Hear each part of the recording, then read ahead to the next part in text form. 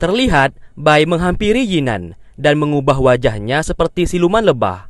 Hal tersebut ia lakukan supaya Yinan tidak menghindarinya. Lalu Yinan berkata saat ini semua ingatannya sudah kembali dan sebenarnya ia berasal dari masa depan yang kembali ke masa lalu. Di masa depan, Akademi Changsu sebenarnya sudah tidak ada lagi. Yang tersisa hanyalah Akademi Gunung Zu yang memimpin seluruh perguruan bela diri di dunia. Di masa depan juga sudah berubah dan tidak ada lagi orang-orang yang merebut batu jiwa merah padam. Ditambah lagi, orang-orang dari suku api di masa depan juga tidak ada. Sontak, Bai sangat terkejut mendengarkannya. Karena apa yang selama ini ia perjuangkan untuk membuat Akademi Changsu menjadi yang terbaik, ternyata sia-sia. Karena di masa depan, Akademi Changsu sudah tidak ada. Yinan, 你答应我，就是你自己啊。可是娥皇，你知道吗？所有的一切都和现在相差甚远。苍须的消失，没有苍须，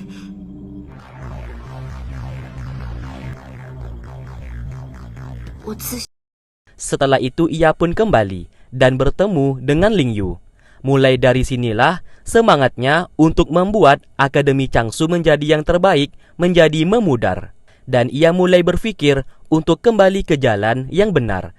Ia pun sudah tidak berniat mengejar batu jiwa merah padam lagi. Mendengarkan hal tersebut, Ling Yu menjadi keheranan. Kenapa Bai tiba-tiba berubah drastis seperti itu?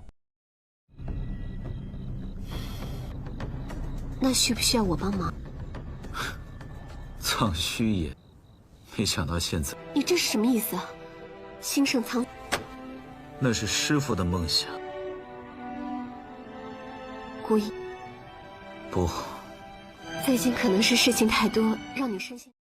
Di lain sisi, orang-orang suku api saat ini tinggal di sebuah pedalaman yang diselimuti salju yang sangat banyak. Yang ternyata hal tersebut berguna untuk mendinginkan tubuh mereka dari kekuatan api. Sesaat, beberapa orang datang ke sana yang merupakan bandit yang hendak merampas seluruh harta dari suku api.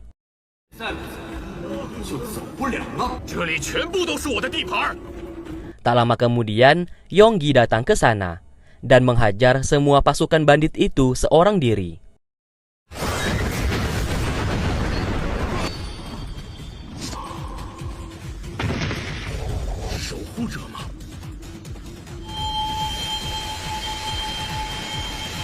Semua orang yang melihatnya menjadi sangat senang karena kekuatan Yonggi saat ini sudah kembali. Namun anehnya di sini, sifat dan tingkah laku Yonggi juga ikut berubah, seperti orang yang dingin dan tidak memiliki perasaan.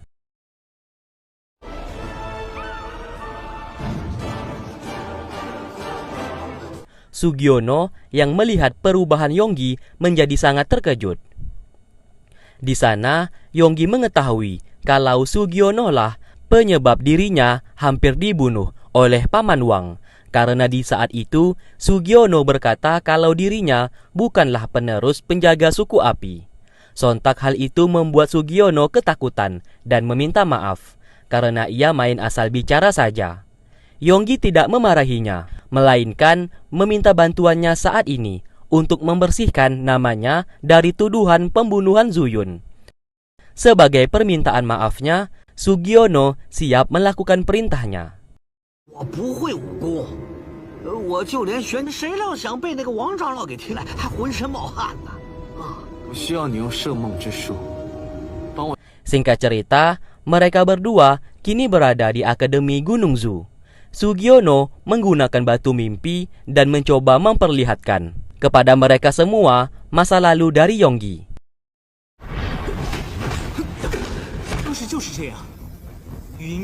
Terlihat Yonggi memang benar datang ke Akademi Changsu dan memaksa masuk untuk menemui Zuyun. Namun setibanya di goa, ia justru melihat Zuyun sudah tewas tak bernyawa. Lalu datang seseorang misterius yang membuatnya pingsan di sana dan mulai memfitnahnya. Saat dicek secara teliti, ternyata orang tersebut bukanlah Bai, melainkan Chang Mei. Semua orang yang melihat itu menjadi sangat terkejut. Begitu juga dengan Chang Mei yang sebenarnya ia tak pernah melakukan hal tersebut. Demi untuk membuktikannya, Sugiono juga melihat isi dari ingatan Chang Mei. Namun siapa sangka, Chang Mei seketika dikendalikan oleh batu jiwa merah padam yang membuat Sugiono terlempar di sana. Yu Qing dengan cepat meredakan lukanya tersebut dan membuat Chang Mei menjadi sadar. Tak ingin reputasi Gunung Zu menjadi hancur, Yu Qing akhirnya terpaksa berbohong kalau yang membunuh Zhu Yun adalah dirinya. Hal tersebut ia lakukan untuk membersihkan tuduhan yang menimpa Chang Mei saat ini. Karena ia tahu Chang Mei bukanlah pelakunya, melainkan ada seseorang yang saat ini hendak memfitnahnya. Yu Qing lalu mengubah dirinya menjadi Chang Mei.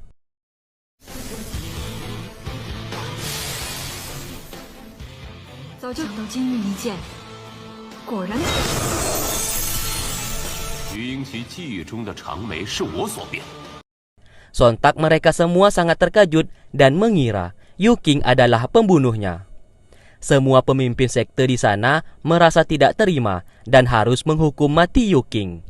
Chang Mei lalu berinisiatif untuk mengakhiri hidupnya demi untuk menebus segala dosa yang telah diperbuat oleh Yu Qing. Kalau sebenarnya ia pun juga tahu bukan Yu Qing pelakunya.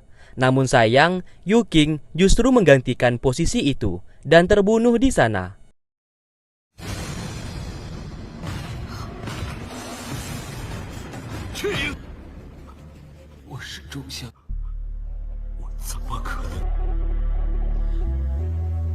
Sebelum ia tewas, Yu Qing meminta kepada Chang Mei untuk menjaga Gunung Zu dan mencari semua kebenaran mengenai kematian Zhu Yun.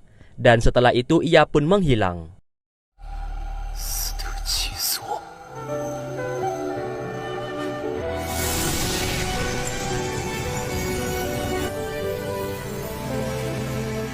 Singkat cerita, Bai kembali ke Akademi Changsu dan sedang mempersiapkan acara pernikahannya dengan Ling Yu.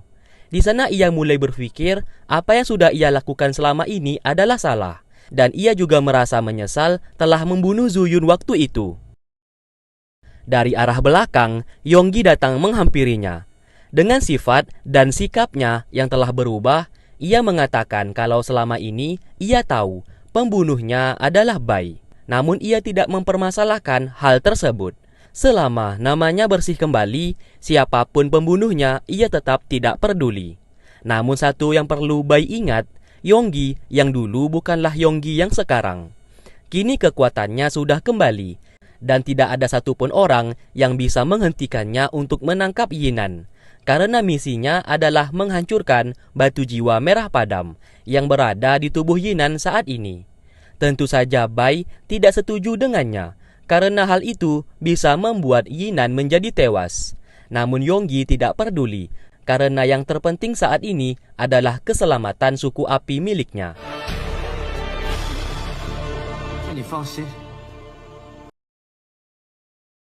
Setelah Yonggi pergi, sesaat Ling Yu mendengarkan pembicaraan mereka dari luar.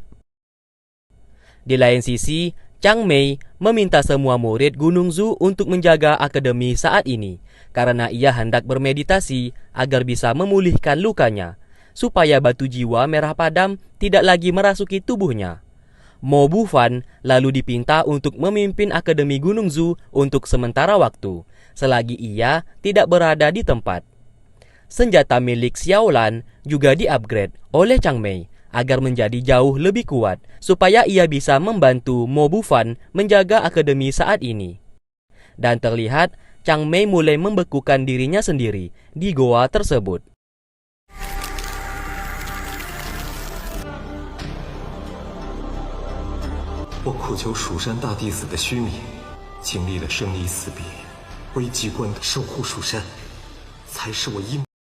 Setelah itu, Mo Bufan bersama murid lainnya mulai menggunakan ikat kepala putih dan hendak memanjatkan doa atas kematian Yu Qing. Namun Ling Yu datang ke sana dan memberikan surat undangan pernikahan dirinya dengan Bai. Hal itu membuat Bambang menjadi sangat murka karena mereka saat ini sedang berduka sedangkan ia memberikan surat pernikahan. Pertengkaran pun terjadi di antara mereka.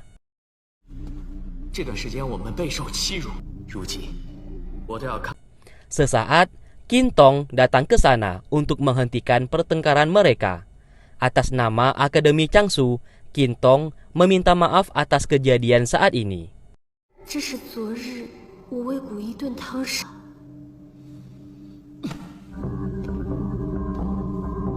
Di lain sisi, Bai yang masih menggunakan identitasnya sebagai siluman lebah meminta kepada Yinan agar tidak pergi dari tempat tersebut.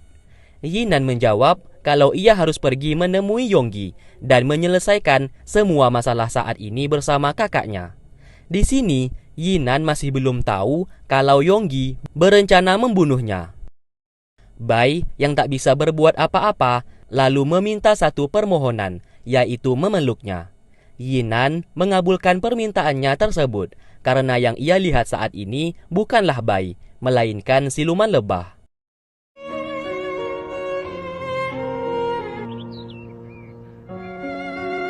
Dari kejauhan, Ling Yu melihat semuanya itu dan menjadi sangat murka kepada Yinan. Ia lalu menemui Tuan Zhang dan mulai merencanakan sesuatu hal untuk menyingkirkan Yinan. Tuan Zhang memberikan ia solusi, yaitu dengan membantu Yonggi, karena saat ini Yonggi telah mendapatkan kembali kekuatannya dan berniat membunuh Yinan. Dengan begitu, Yinan akan dapat disingkirkan. Tinggal bagaimana nantinya mereka merebut batu jiwa merah padam dari tangan Yonggi. Di waktu bersamaan, Xiaolan berada di sekte Suanyin. Sarjana mengatakan kalau ia tidak melihat Paman Xiao saat ini. Xiaolan yang merasa khawatir lalu pergi ke kamar ayahnya. Namun tetap saja ia tidak menemukan keberadaan ayahnya. Sesaat terdengar suara rintihan orang meminta tolong. Saat mereka ikuti, sumber suara tersebut berasal dari dalam perpustakaan.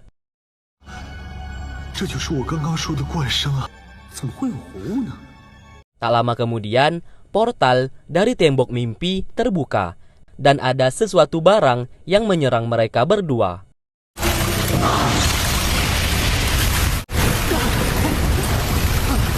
Untung saja, burung api biru datang ke sana untuk membantu mereka.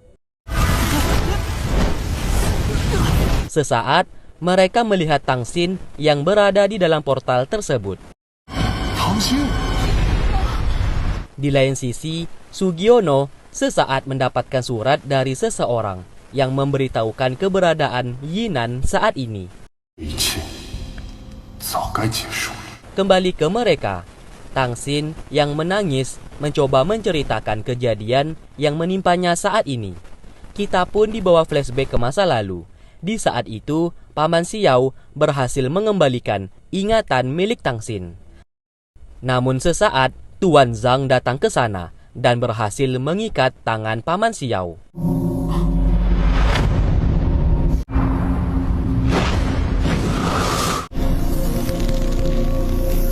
Faktanya di sini, Sugiono ternyata bersekutu dengan Tuan Zhang dan selama ini ia berpura-pura bodoh agar mengelabui semua orang karena ia berniat mendapatkan batu jiwa merah padam bersama Tuan Zhang. Paman Xiao menjadi murka melihatnya, yang ternyata selama ini ia sudah menipu banyak orang dengan aktingnya. Tuan Zhang berkata, siapapun yang terkena kekuatan hitam yang mengikat tangan mereka, maka orang tersebut akan menjadi bonekanya yang bisa dikendalikan oleh Tuan Zhang. Paman Xiao lalu dikendalikan dan hendak membunuh Tang Xin.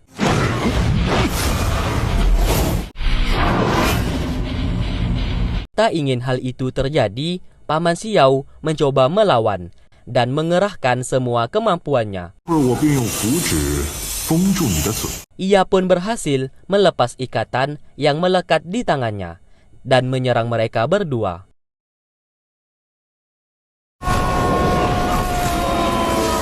Namun sayang, serangannya ternyata mengenai tubuhnya sendiri, dan Paman Xiao sengaja melakukan hal tersebut karena ia memilih untuk mati daripada harus dikendalikan oleh mereka.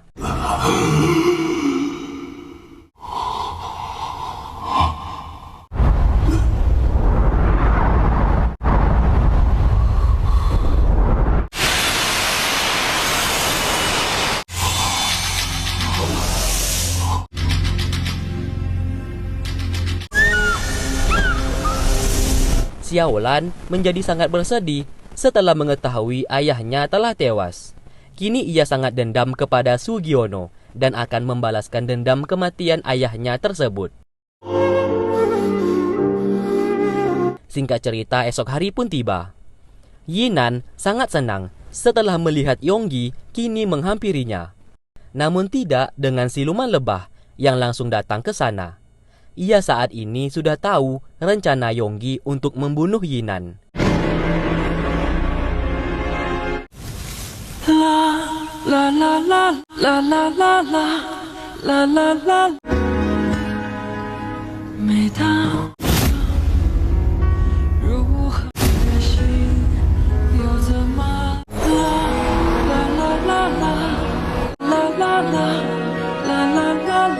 Di waktu bersamaan, Bai yang saat ini hendak melangsungkan pernikahannya sesaat mendapatkan informasi dari siluman lebah kalau Yonggi saat ini berhasil menemukan keberadaan Yinan.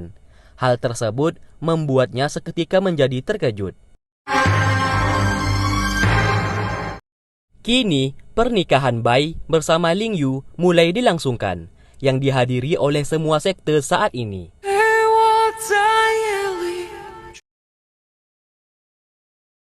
Sesaat Ling Yu menyadari kalau Bai di hadapannya saat ini adalah sebuah bayangan saja. Hal tersebut membuatnya menjadi kecewa karena ia tahu tubuh Bai yang asli saat ini sudah pasti pergi untuk menyelamatkan Yinan.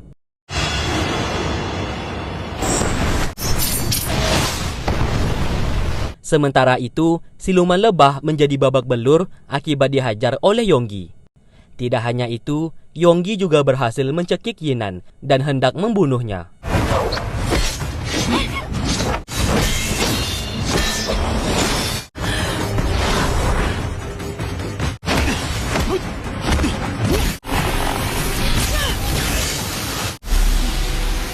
Yinan.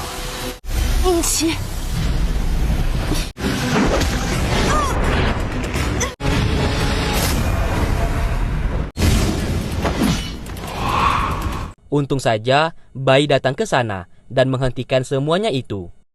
Yonggi menjadi senang akan kehadirannya karena sejak dulu ia ingin sekali berduel dengan Bai. Pertarungan pun tak dapat terelakkan.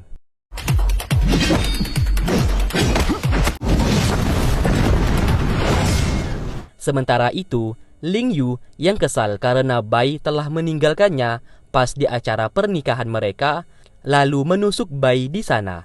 Dan seketika, bayangan tersebut langsung menghilang. Ya.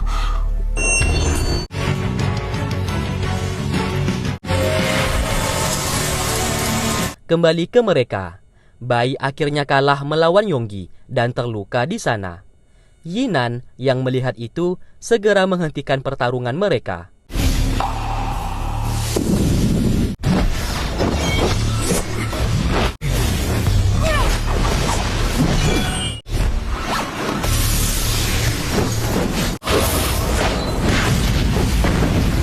Agar semua orang selamat, Yinan mau tidak mau menuruti kemauan Yonggi dan bersedia ikut bersamanya. Mereka berdua pun lalu pergi dari sana, sementara Bai yang terluka pingsan di tempat.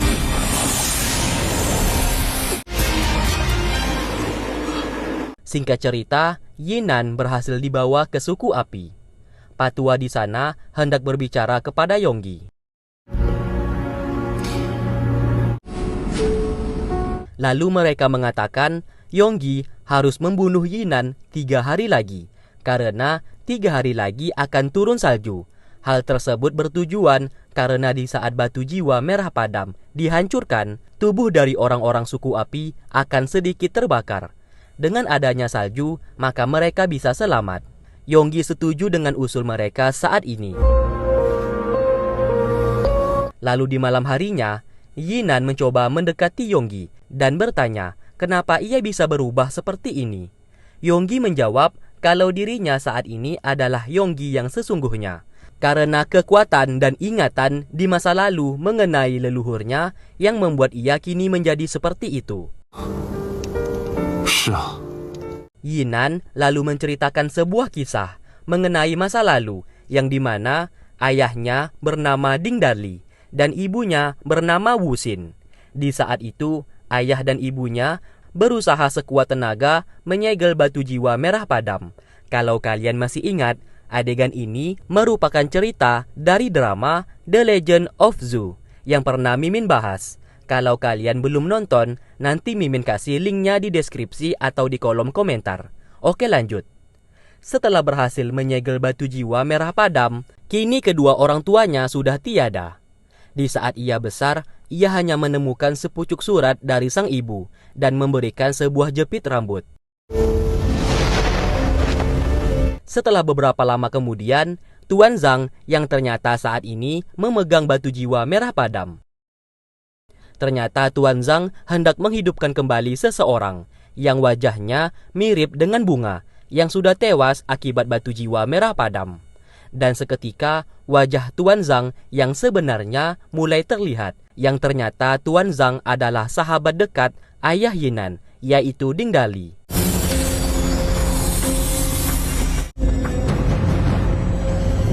Yinan sekuat tenaga menghentikan Tuan Zhang untuk melakukan semuanya ini, karena batu jiwa merah padam dapat menghancurkan dunia.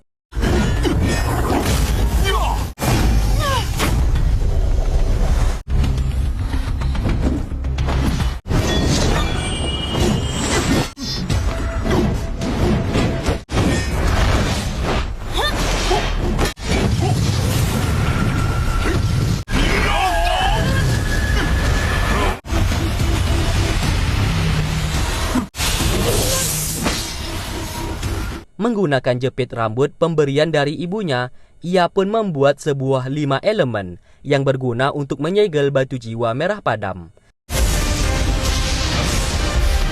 Dan seketika, sebuah portal mulai muncul dan mereka berdua tersedot ke dalam portal itu dan kembali ke masa lalu. Tuan Zhang terlihat wajahnya mulai berubah menjadi tua, sedangkan Yinan tidak berubah karena batu jiwa merah padam masuk ke dalam tubuhnya. Lalu Yinan terbuang ke masa lalu dan tercebur ke dalam sungai. Dari sinilah pertemuan Yonggi dan Yinan mulai tercipta.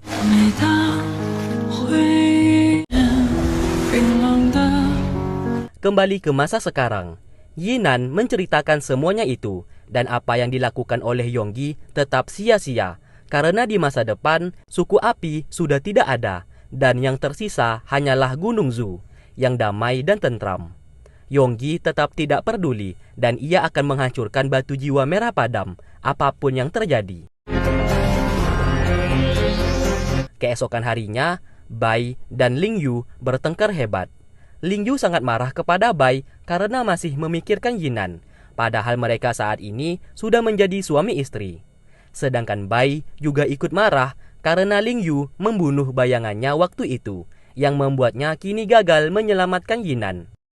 Bai sangat menyesal telah menikahinya, dan mulai sekarang ia mau hidup terpisah bersama Ling Yu, dan memutuskan untuk tidak menjadi suaminya lagi. Hal tersebut membuat Ling Yu menjadi sakit hati. Singkatnya, Ling Yu hendak bunuh diri, supaya Bai juga ikut tewas. Kalau kalian masih ingat, Bai bersama Ling Yu saat ini terikat satu sama lain. Apabila Ling Yu tewas, maka Bai juga akan tewas.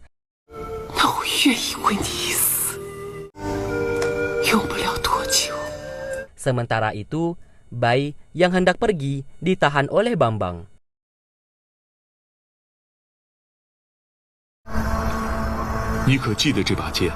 Ia meminta penjelasan kepadanya mengenai kematian Lukman saudaranya. Bai meminta maaf atas semuanya itu, dan ia juga menyesal telah membunuh Lukman. Namun, apabila itu tidak ia lakukan, maka mereka semua waktu itu pasti akan tewas. Sesaat, Bai muntah darah dan menyadari kalau Ling Yu hendak bunuh diri. Namun ia tetap tidak peduli dan pergi dari sana untuk menyelamatkan Yinan sebelum semuanya terlambat.